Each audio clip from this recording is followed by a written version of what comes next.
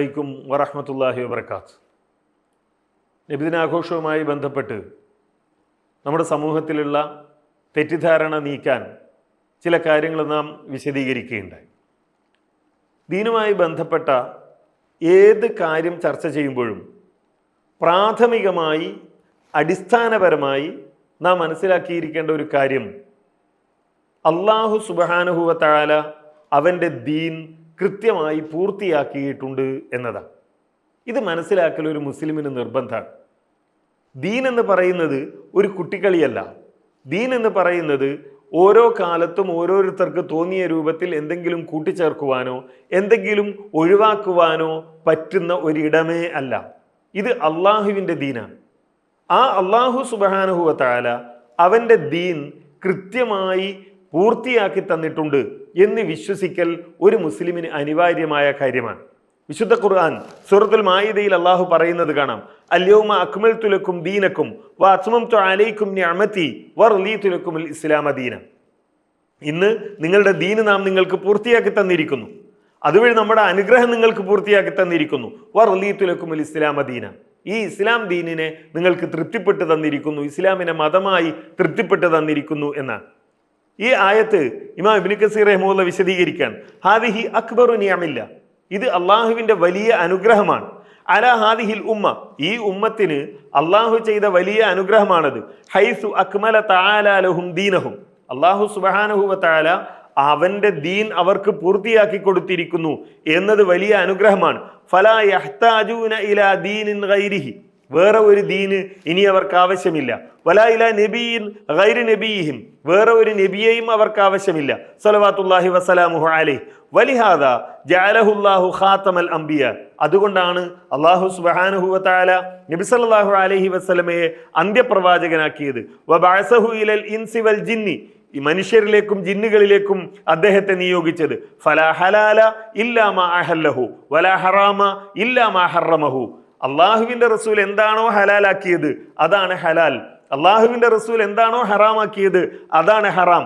വലാ ദീന ഇല്ലാ മാ ശറഅഹു, എന്താണോ അള്ളാഹുവിൻ്റെ റസൂൽ ശരീഅത്തായി പഠിപ്പിച്ചത്, അത് ആഘോഷമായാലും ആചാരമായാലും അനുഷ്ഠാനമായാലും നോമ്പായാലും നിസ്കാരമായാലും സക്കാത്തായാലും ഹജ്ജായാലും പ്രവാചക സ്നേഹമായാലും അള്ളാഹുവിനെ സ്നേഹിക്കലായാലും, ഈ ശരീഅത്ത് അള്ളാഹുവിൻ്റെ റസൂലിലൂടെ കൃത്യമായി പൂർത്തീകരിക്കപ്പെട്ടിട്ടുണ്ട്.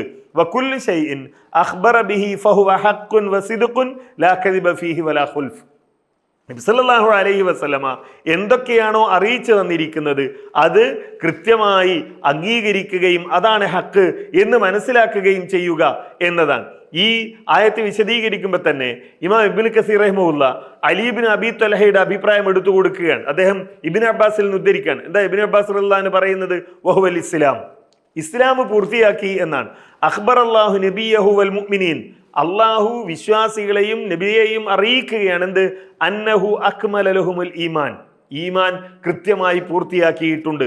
ഫലാ യഹ്താജൂന ഇലാ സിയാദത്തിൻ അബദാ, നബി സല്ലല്ലാഹു അലൈഹി വസല്ലമ പഠിപ്പിച്ച ദീനിൽ ഇനി വേറെ ഒന്ന് കൂട്ടിച്ചേർക്കേണ്ടതില്ല. വഖദ് അതമ്മഹുല്ലാഹു ഫലാ യൻഖുസുഹു അബദാ വഖദ് റളിയഹുല്ലാഹു ഫലാ യസ്ഖതുഹു അബദാ, ഈ ദീൻ കൃത്യമാണ്, അള്ളാഹു തൃപ്തിപ്പെട്ട് തന്നിരിക്കുന്നു. ആ തൃപ്തിപ്പെട്ട് തന്ന ദീൻ അത് അംഗീകരിക്കുകയും അത് പിൻപറ്റുകയും ചെയ്യുക എന്നതാണ് വിശ്വാസികളുടെ ബാധ്യത എന്നാണ് ഈ ആയത്ത് പഠിപ്പിക്കുന്നത്. അപ്പോൾ നബിദിനാഘോഷമായാലും മറ്റെന്ത് ആചാരമായാലും അനുഷ്ഠാനമായാലും അതിനെപ്പറ്റി ആലോചിക്കുന്ന ഒരു മുസ്ലിം അടിസ്ഥാനപരമായി ഈ ഒരു കാര്യം തിരിച്ചറിയണം, അഥവാ അള്ളാഹു ദീൻ പൂർത്തിയാക്കിയിട്ടുണ്ട്, നബി സല്ലല്ലാഹു അലൈഹി വസല്ലമയോടുകൂടി ദീന് പൂർത്തിയാക്കപ്പെട്ടിരിക്കുന്നു.